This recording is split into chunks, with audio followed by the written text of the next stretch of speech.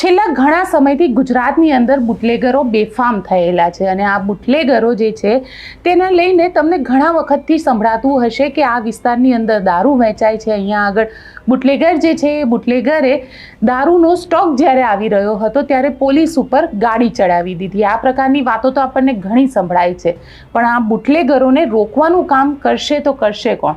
આમ તો આ કામ સરકારનું છે, પણ ઘણી બધી વખતે આપણી એ પણ એક કમ્પ્લેન હોય છે કે સરકાર પણ કશું જ નથી કરી રહી.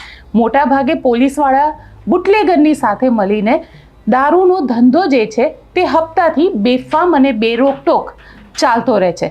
પણ હવે આવા બુટલેગરો ઉપર કાર્યવાહી કરવામાં આવી છે અને આ કાર્યવાહી રાજકોટની અંદર થઈ છે. આવા 38 બુટલેગરોની વિરુદ્ધમાં આજે કાર્યવાહી કરવામાં આવી. તેમની 55 જેટલી ગેરકાયદેસરની જે પ્રોપર્ટી હતી તે બધા ઉપર આજે દાદાનું બુલડોઝર ચાલ્યું છે. શું છે આખી ડિટેલ જાણીશું આ રિપોર્ટમાં. નમસ્કાર, હું છું ગોપી ગાંગર અને આપ જોઈ રહ્યા છો નિર્ભય ન્યૂઝ.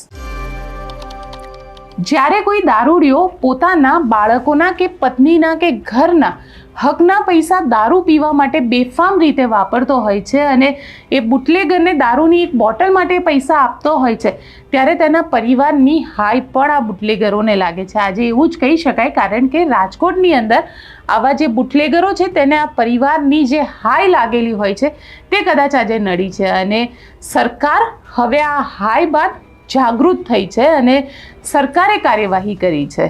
આવા બુટલેગરો જેનું એક લિસ્ટ બનાવવામાં આવ્યું, તેમની પ્રોપર્ટીનું લિસ્ટ બનાવવામાં આવ્યું અને જેટલી પણ ગેરકાયદેસર પ્રોપર્ટી હતી, લગભગ 38 બુટલેગરોની 55 જેટલી પ્રોપર્ટી ઉપર આજે દાદાનું બુલડોઝર ફરી વળ્યું. રાજકોટનો આજે વિસ્તાર છે.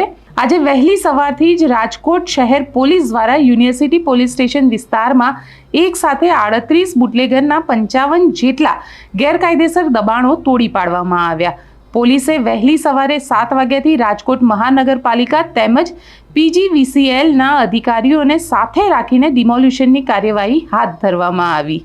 કુલ 38 ગેરકાયદેસર એટલે કે 6.52 કરોડની કિંમતના 2610 ચોરસ મીટર જગ્યા ઉપર કરેલા દબાણને તોડી પાડવામાં આવ્યું છે. सर, आज डिमोलेशन की कार्यवाही है वो की गई है राजकोट शहर में. कितने आरोपियों से करते हैं? गुजरात के माननीय गृह राज्य मंत्री श्री और माननीय डीजी सर की सूचना से राजकोट शहर में जो बार बार क्राइम कमिट करते हैं ऐसे आरोपियों का लिस्ट तैयार किया गया था और उनके इलीगल कंस्ट्रक्शंस और इलीगल बिजली के कनेक्शंस को आइडेंटिफाई करके उनको तोड़ने का काम करने की सूचना दी गई थी. इसी सूचना की अनुपालना के रूप में माननीय CP sir Brajesh Kumar Jha sir और माननीय additional CP sir Mahendra Bagadia sir के मार्गदर्शन में आज यूनिवर्सिटी पुलिस स्टेशन में 38 जैसे आरोपी, जिनमें हत्या के प्रयास और लूट और प्रोहिबिशन एक्ट के तहत जिनके विरुद्ध मल्टीपल ऑफेंसेज रजिस्टर्ड है, ऐसे 38 आरोपियों के 60 से ज़्यादा इलीगल जो बांधकाम है उनको तोड़ने का कार्यवाही अभी चालू है. और ये जो आरोपी हैं उनमें कुछ आरोपी ऐसे हैं जिनके खिलाफ 10 से ज़्यादा गुनाह रजिस्टर्ड है और भविष्य में भी जो बार बार क्राइम कमिट करने वाले आरोपी हैं उनको आइडेंटिफाई करके उनके इलीगल कंस्ट्रक्शंस और इलीगल बिजली कनेक्शंस को खत्म करने की कार्रवाई इसी तरह चालू रहेगी. જે બુટલેગરોના ઘર ઉપર આ કાર્યવાહી કરવામાં આવી તેના ઉપર બુટલેગિંગની સાથે સાથે રોયટિંગના પણ મામલા દર્જ છે.